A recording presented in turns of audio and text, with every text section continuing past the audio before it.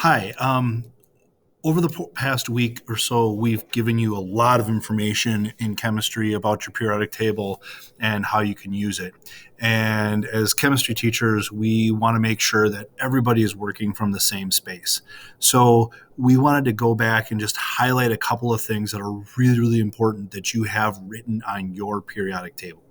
The first of which is that we think is pretty important is the location of where metals are versus nonmetals. And I'm not going to go through and highlight all the things, but basically, if you're looking at this part of the periodic table, everything in that pink area would be a metal.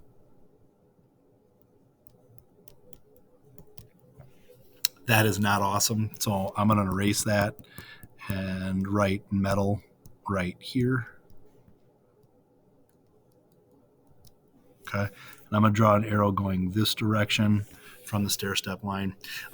Everything then on the right side of the stair step line, like this situation here, including our friend hydrogen, would be your nonmetals.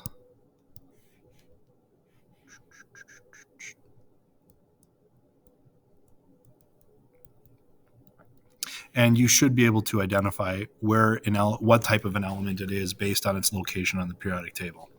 The other thing that's really going to be critical for this unit is being able to identify the number of valence electrons that an element has based on its location on the periodic table and the charge. So we're going to first start with the number of valence electrons. So every element that's located in the first column, so starting with hydrogen, lithium, sodium, potassium, rubidium, cesium, francium, each one of those elements has one valence electron. Column 2, all of the elements in column 2 have two valence electrons. We skip the transition metals, columns 3 through 12, because sometimes they follow rules a little bit differently, and we make the assumption that everything in column 13 has 3 valence electrons. We don't really talk about column 14. Oh, I'm sorry, I lied. We do. We talk about column 14. Column 14 has 4 valence electrons. Column 15 has 5 valence electrons. Column 16 has 6 valence electrons. Column 17 has 7 valence electrons. And then column 18, you probably guessed it, has 8 valence electrons. So you can figure that out by writing an electron configuration and getting to the end and looking for the highest energy level and then counting the number of electrons in the highest energy level. Now, the other thing that's going to be really, really, really important for this unit is the charge of the elements, and you can you can identify the charge of the elements on the periodic table. And so, with your metals tend to give up electrons. So everything in the first column has one valence electron, and it will lose that one valence electron, so it gets a charge of +1.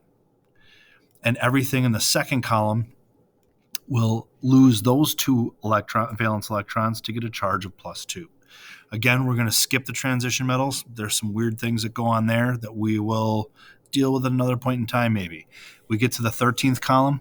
Those 3 valence electrons, the element will lose those 3, so the element becomes +3.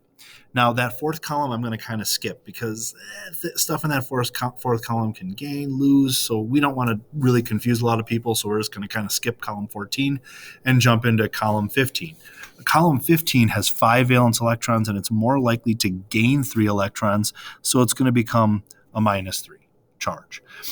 Column 16 is more likely to gain 2 electrons, so it's going to become a -2 charge. Column 17 is more likely to gain 1 electron, so it's going to become a -1 charge. And everything in column 18 has 0 charge. Now, just to make a quick key here, the black writing, the black numbers are valence electrons.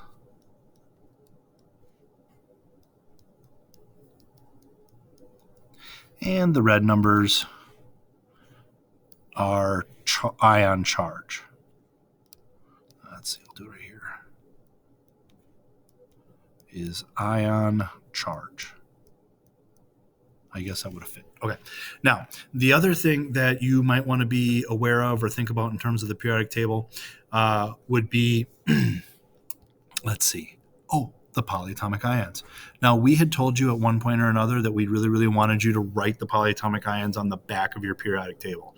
I went through before I started this video and I took the time to handwrite the polyatomic ions on the back of my periodic table. And so we want you to do that because number one, you don't have to memorize them. And number two, then you know where they are and you don't have to flip back and forth in your notes or on a digital document, scroll up and down and then back and then try to do your homework. So if you put them on the back of your periodic table, then they'll all be in the same spot. So what I'm going to do is when I post this on Google Classroom, I'm going to include a blank periodic table that looks something like this, and then you will have an opportunity to fill it in as you see necessary. So I hope that this is helpful, especially for doing the homework over the course of the rest of this unit. And if you have any questions, please contact your teacher, and they will definitely be willing and happy to help you out. Have a great day.